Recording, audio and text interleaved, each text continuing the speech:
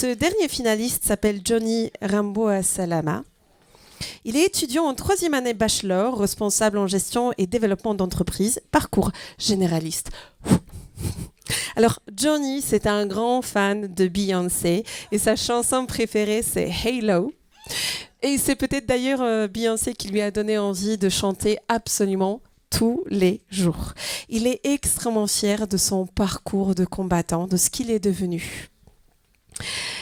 C'est effectivement peut-être en se battant pendant quelques années pour devenir qui il est aujourd'hui, qu'il est devenu très sensible à traiter les autres avec autant de respect et d'attention qu'il aimerait qu'on le traite lui-même. Donc ce soir, Johnny vient non seulement pour prendre la parole, mais aussi pour nous dévoiler 2 de ses grands secrets. Le premier, c'est son talent insoupçonné, le massage.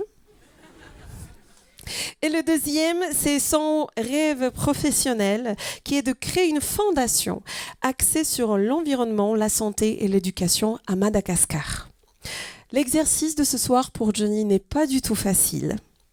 Il n'est pas du tout évident. Mais il s'est pris au jeu. Et il a trouvé finalement un sens à cet exercice pour dépasser ses peurs et pour se montrer qui il est à vous ce soir. Accueillons donc chaleureusement Johnny.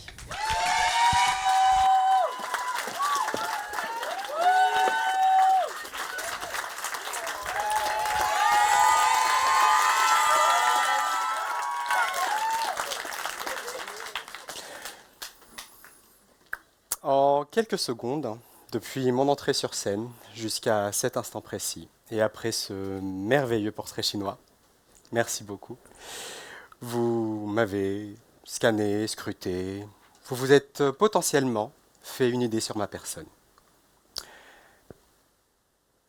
Pour ma part, certaines peuvent être vraies, certaines non. Mais je vous dis cela en toute bienveillance, n'y voyez aucune attaque. Je souhaite tout simplement vous exposer ceci. Les apparences sont parfois trompeuses, et ce n'est pas à ces manières que l'on juge un homme. Nous connaissons tous la parabole du bon samaritain, n'est-ce pas? Bon, pour rappel, le bon samaritain est un personnage de l'Ancien Testament jugé impie et hérétique par le reste des Juifs. Pour autant, il a pris en pitié un passant, blessé, laissé pour mort par ces mêmes personnes qui se veulent être dignes et parfaites. Nous constatons aisément que la façon dont nous sommes perçus ne signifie rien et que les manières ne suffisent pas pour déterminer la nature d'une personne. Alors il y a manière et manière. Avoir des manières ou être maniéré, comme moi, j'assume pleinement. Et les manières qui relèvent de la société et de l'étiquette. Nom pluriel féminin défini comme étant la façon habituelle de parler et d'agir en société, aisance et politesse dans sa façon de se présenter et de se tenir par le Larousse. D'où viennent-elles? Le premier lieu de socialisation est le foyer. Nous y recevons nos premiers codes de vie et par mimétisme, nous reproduisons ce que les parents ont l'habitude de faire. Le deuxième lieu, c'est l'école. En plus de notre éducation personnelle, vient se rajouter celle que ces chers établissements nous apportent.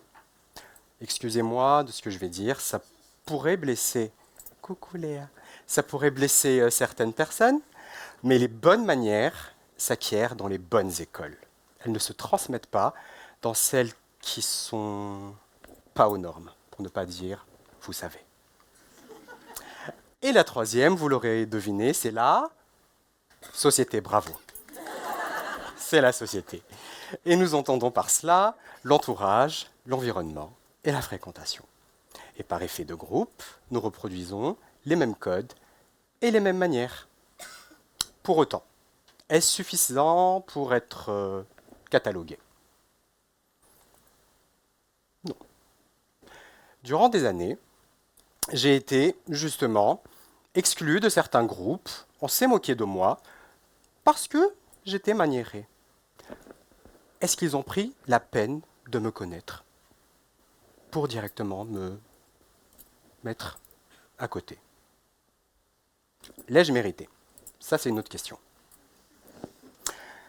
Il existe également des personnes avec de mauvaises manières, mais qui sont empreintes d'une bonté extrême à faire pâlir les plus pieuses des religieuses. Et des personnes dites de la bonne société, avec donc tous les codes qui se rattachent, mais qui sont méchantes, arrogantes et condescendantes. Où voudrais-je en venir? Les manières sont là, qu'elles soient bonnes ou mauvaises. Mais elles ne sont qu'un voile, un artifice, une poudre de perlimpinpin, pour citer quelqu'un, qui ne révèle en rien la nature de l'être humain. Maintenant, le jugement. Pourquoi jugeons-nous? Sommes-nous meilleurs que les autres pour émettre un jugement?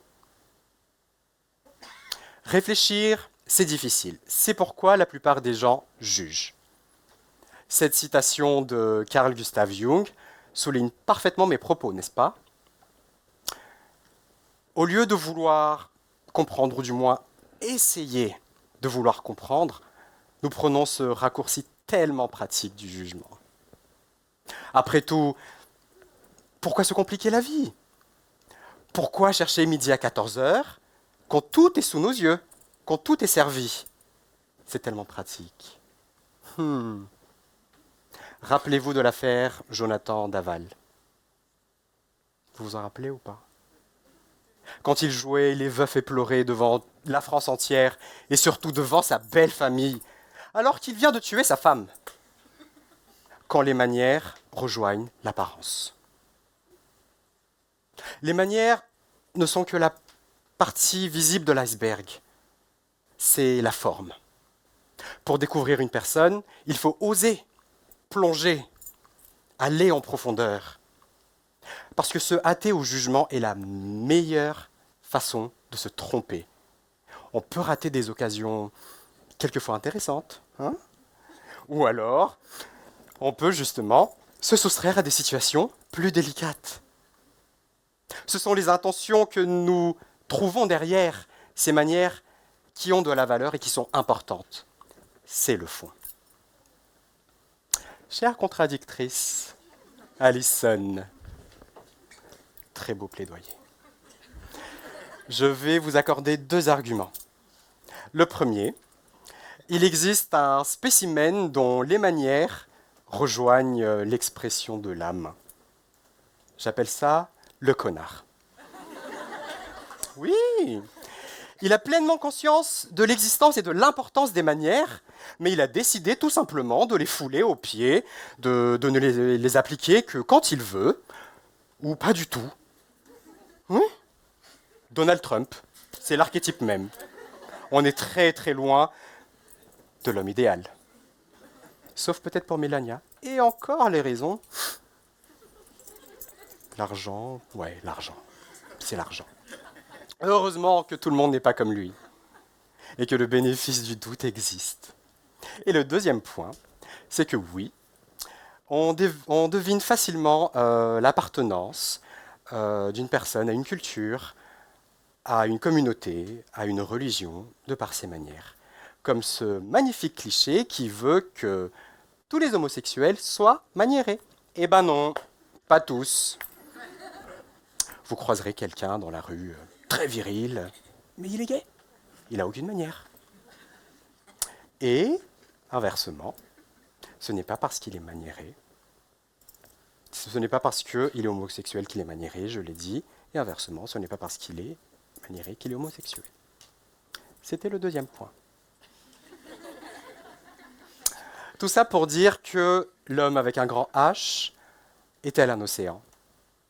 Et un simple coup d'œil ne suffit pas pour lire en nous. Formidable outil pour évoluer en société quand elles sont bonnes, véritable enfer pour les autres quand elles sont mauvaises, totalement libre d'interprétation. Les manières restent quand même utiles pour certains pour se protéger ou pour sauver les apparences. Mais derrière chaque personne se cache une formidable histoire qui mérite le temps qu'on la découvre.